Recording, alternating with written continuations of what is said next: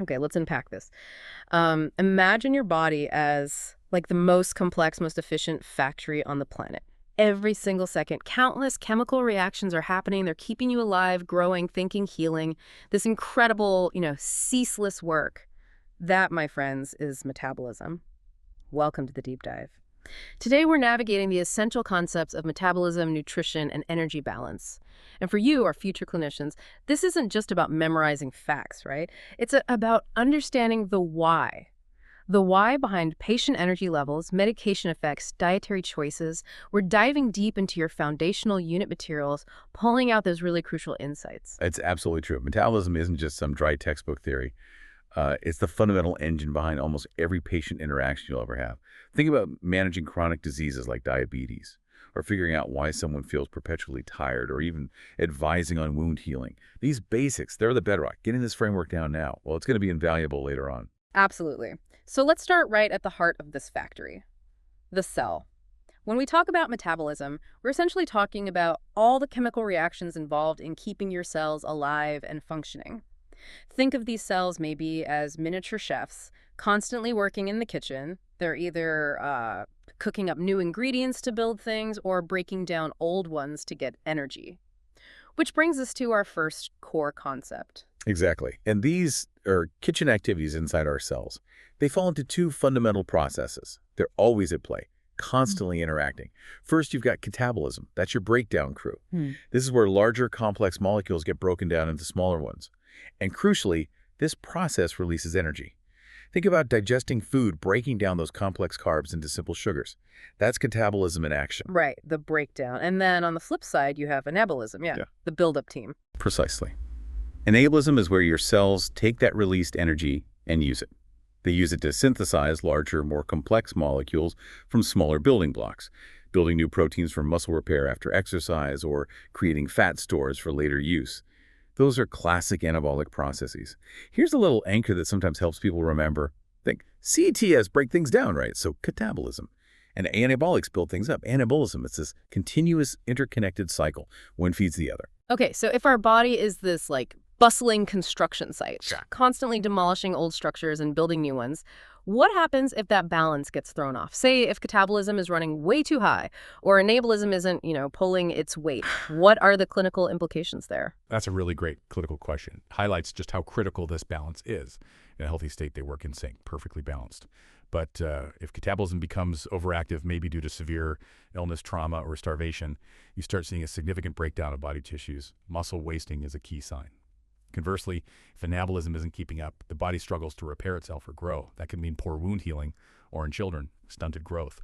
It's actually a key indicator of a patient's overall physiological stress and health status. Makes sense. Now, beyond just breaking down and building up, this factory has broader functions too. Your sources outline 4 main types of metabolic pathways. First, there are degradative pathways converting food into usable energy. ATP production, basically. Then, fuel storage and mobilization pathways. These let our factory store energy when it's plentiful and release it when needed, like during fasting. Think glycogen or fat stores. We also have biosynthetic pathways, which produce essential structural and functional bits for our cells. Proteins, lipids, nucleic acids. And finally, detoxification pathways. Super important for removing harmful substances, keeping the factory machinery clean and running smoothly. So you see, understanding these pathways is really like having a blueprint or maybe a map of your patient's internal workings. When something goes wrong clinically, it's often a glitch in one of these fundamental processes. Maybe energy production is faulty, or storage is impaired, or building blocks aren't being made, or toxins are accumulating. It always comes back to maintaining that delicate balance within the factory. Right. So, if our body is this incredible factory, what are the raw materials? What are our cellular chefs actually cooking with to keep everything running? Let's dive into the essential components of our diet, the macronutrients and micronutrients. Okay, let's start with the big players, the macronutrients. These provide the bulk of the energy and the foundational building blocks. First up, carbohydrates. You can think of these as the body's quick-burn fuel. Glucose is the main one here, the predominant sugar in our blood. It's the brain's primary preferred energy source. Now, it's interesting, our bodies can actually produce some glucose themselves through a process called gluconeogenesis, literally making new glucose, often from amino acids. But dietary carbs provide that efficient but readily available fuel source that many tissues prefer or even depend on. Got it. Keep the factory running efficiently with the easiest fuel source first. Makes sense. What's next? Next, we have fats, or lipids.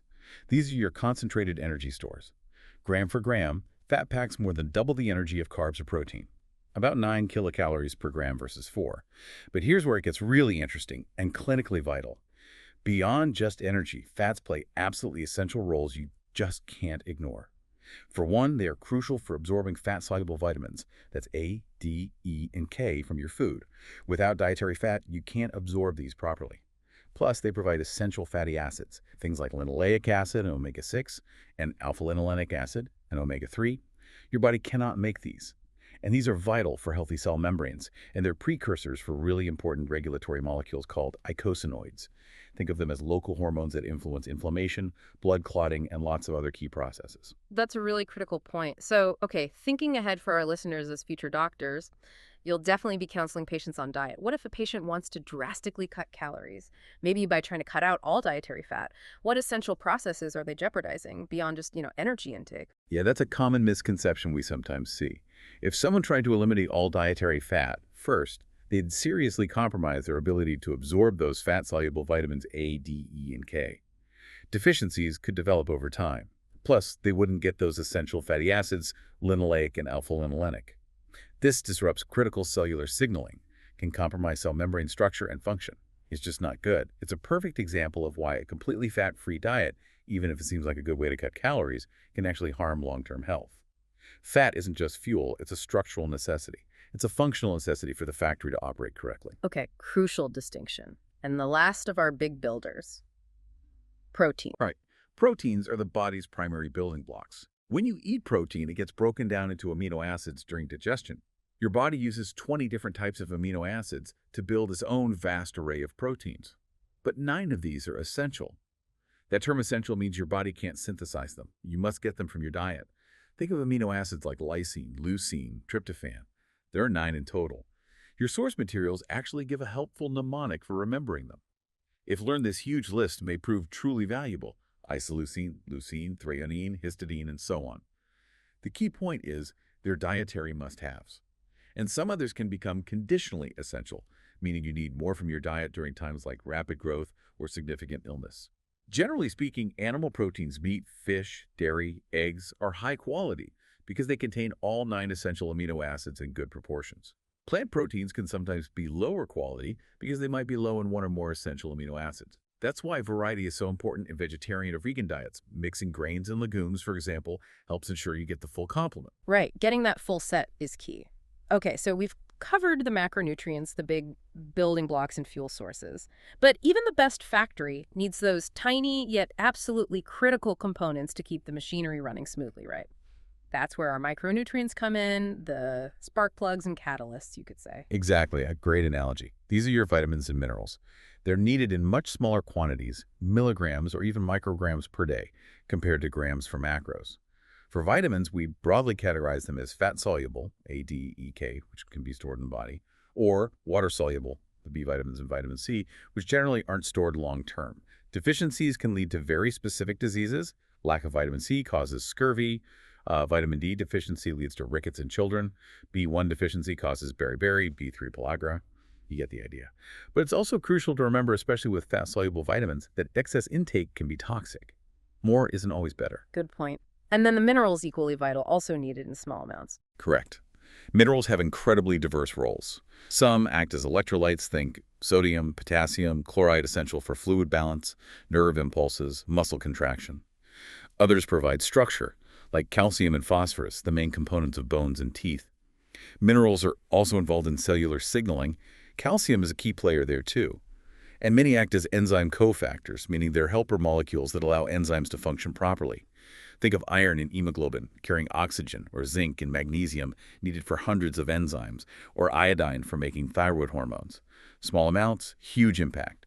They keep everything interconnected and functional. Okay, so macros, micros, anything else essential for our factory's smooth operation? Absolutely. To complete the picture of essential dietary components, we absolutely cannot forget 2 critical elements: water and dietary fiber. Ah, yes, the basics we sometimes overlook. We really shouldn't. Water is fundamental. It makes up 50–60% of your body weight. It's a solvent for almost everything, crucial for cell hydration, maintaining ion concentrations, temperature regulation, literally every process. We lose about 2.5 liters a day through urine, sweat, breath. So replacing that through drinks and food is non-negotiable for the factory to run efficiently. And dietary fiber. Think of it as the logistics manager for your gut. It's the non-digestible plant material, cellulose, lignin, pectins, gums. It's essential for normal gastrointestinal function, adding bulk, helping transit. The recommended 30 grams a day isn't just about preventing constipation, although that's important. Higher fiber intake is linked to reduced cholesterol levels and a lower risk of developing type 2 diabetes. It really keeps the whole system moving smoothly and contributes to overall metabolic health. Okay, so we've got a good handle on what goes into the factory. The fuel, the building blocks, the catalyst, the solvent, the logistics. Now, how does the body actually use all this energy?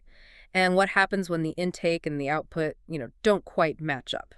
Let's talk energy expenditure and body weight. This sounds like where the energy equation for our factory really comes into play. Precisely. It's all about balance. Your daily energy expenditure, or DEE, is the total amount of energy your body uses in a 24-hour period. And it's essentially the sum of three main components. First, and usually the largest component, is your basal metabolic rate, BMR. This is the energy needed just to keep your basic physiological functions going when you're completely at rest. Think breathing, heart beating, brain activity, maintaining body temperature, cell production.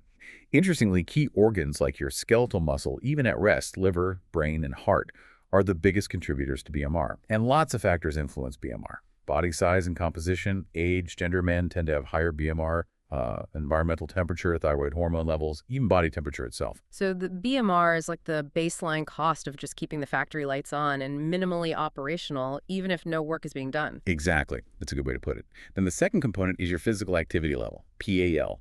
This is the energy you expend for all voluntary muscular work, everything from walking to the shops, typing, fidgeting, right up to intense exercise. This is the most variable component of DAE. Public health recommendations often focus here like the 150 minutes of moderate intensity activity per week. And the third component is diet-induced thermogenesis, DIT, sometimes called the thermic effect of food. This is the energy your body actually uses to process the food you eat, the digestion, absorption, transport, and storage of nutrients. It typically accounts for about 10% of the energy content of the meal itself. Okay, BMR, PLL, DIT. Got it. So how does this relate to weight? It comes down to energy balance. It's like a scale. If your energy intake from food and drink equals your total energy expenditure, BMR plus PLL plus DIT, your body weight should remain stable. If your intake consistently exceeds your expenditure, that excess energy has to go somewhere. The body stores it, primarily as fat, leading to weight gain, potentially overweight or obesity. Conversely, if your expenditure consistently exceeds your intake, your body has to tap into its stored energy reserves, first glycogen, then fat, eventually even protein, leading to weight loss and potentially undernutrition if it goes too far. Now, for a quick screening tool for weight status, we often hear about body mass index, or BMI. How does that fit in? Yes, BMI is a very common screening tool. It's a simple calculation. Weight in kilograms divided by height in meters squared. And there are standard classifications. Generally, under 18.5 is underweight, 18.5 to 24.9 is considered healthy weight, 25 to 29.9 is overweight, and 30 and above falls into obesity categories. But, and this is really important for you as future clinicians, BMI has limitations, and there are known ethnic variations in risk. For example, people of South Asian or Chinese descent may face higher risks of diabetes and heart disease at lower BMIs compared to, say, white European populations. Thresholds might need adjustment. Right. I've definitely heard critiques about BMI not telling the whole story. What are its biggest drawbacks, especially thinking about different body types? Let's take that bodybuilder example again. Their BMI calculates at 32 kilometers merits, technically putting them in obesity class 1. How would you as a clinician approach that? Is BMI the final word? That's an excellent point and a really common clinical scenario that highlights BMI's main weakness. BMI cannot differentiate between mass from fat and mass from muscle. So a very muscular individual, like a bodybuilder or strength athlete, can easily have a BMI in the overweight or obese range, but actually have very low body fat percentage. They're clearly not obese in the sense of having excess unhealthy fat. In that situation, relying solely on BMI would be completely misleading. You'd immediately look for other measures. Waist circumference, or the waist-to-hip ratio, WHR, are much better indicators of central obesity. That's the fat stored around the abdomen, which is metabolically more dangerous. You might also consider skin fold thickness measurements or even more advanced body composition analysis if available. It's definitely about looking beyond just that single BMI number. We know that the distribution of fat matters hugely. That apple shape, more fat around the waist, carries a much higher risk for insulin resistance, type 2 diabetes, hypertension, stroke, compared to the pear shape, where fat is stored more around the hips and thighs. WHR helps assess that risk. That makes perfect sense. It's about context and using the right tools. So, what happens when that energy balance is completely thrown off? Not just a little bit, but a serious breakdown. This takes us into the critical area of malnutrition. Right. Malnutrition, in its broadest definition, simply means the deficiency, excess, or imbalance in a person's intake of energy and/or nutrients. So it covers both ends of the spectrum. Undernutrition, not enough energy or specific nutrients, and overnutrition, too much energy, leading to overweight, obesity, as well as specific nutrient deficiencies or imbalances. Sometimes malabsorption is the root cause too, and it's a huge issue. In the UK, for instance, malnutrition, particularly undernutrition in hospitalized patients or the elderly, carries a massive cost to the NHS and is linked to significantly worse clinical outcomes, longer hospital stays, more complications, higher mortality. Let's focus first on undernutrition, the state of depleted reserves. The global statistics are pretty shocking, aren't they? They really are. Globally, you've got hundreds of millions of adults underweight and staggering numbers of children who are stunted, too short for their age, or waist too thin for their height. And it's not just a problem elsewhere. Even in the UK, it's estimated around 3 million people are undernourished or at risk. The causes are incredibly varied. Conflict, famine, poverty are major drivers globally, but also chronic diseases, conditions affecting appetite or absorption, eating disorders, substance abuse, even just the physiological changes of aging can contribute. A severe form of undernutrition is protein energy malnutrition, PEM. Okay, PEM. Let's use that clinical scenario thinking question again. Imagine you're in a clinic, maybe in a resource-limited setting. You see two severely underweight young children. Both are clearly malnourished. But one has quite noticeable swelling, especially a distended belly edema. The other is extremely thin, almost skin and bones, but no swelling. What specific types of PEM might you be suspecting, and what's the key difference in what they're lacking? That's a classic presentation, differentiating the two major forms of severe PM. The child with the swelling, the edema, especially that abdominal distension or ascites. That strongly suggests kwashiorkor.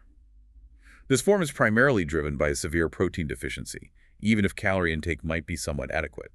It often happens when a child is weaned from breast milk onto a diet high in carbohydrates but very low in protein, like cassava or maize gruel.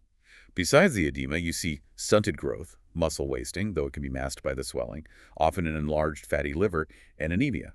Okay, so kwashiorkor is mainly protein deficiency, leading to that characteristic edema. What about the other child? Extremely thin, no swelling. That presentation points much more towards marasmus. In marasmus, there's a severe deficiency in both protein and overall calories. It's essentially starvation. These children exhibit extreme muscle wasting, significant loss of subcutaneous fat. They look emaciated, arrested growth, and anemia. But the key distinguishing feature is the absence of edema. So clinically, the presence or absence of edema is a critical sign helping you differentiate between kwashiorkor, protein deficit, calorie deficit, edema present, and marasmus, severe deficit of both, no edema. Both are devastating, life-threatening conditions requiring urgent, careful nutritional rehabilitation. A really vital clinical distinction. Now shifting gears to the other end of the spectrum, overweight and obesity. This represents excess energy reserves. Yes. And while the underlying cause is usually that sustained positive energy balance, taking in more calories than you expend over a long period, the picture is complex. Lifestyle factors, diet composition, physical activity levels are huge. But genetics certainly play a role in susceptibility, as can certain medications or underlying endocrine conditions. The scale of the problem is immense. Globally, over 1 billion adults are now classified as obese. In England, the stats are worrying, depending on the survey. Somewhere between 26–29% of adults are obese, and another 30–40% are overweight.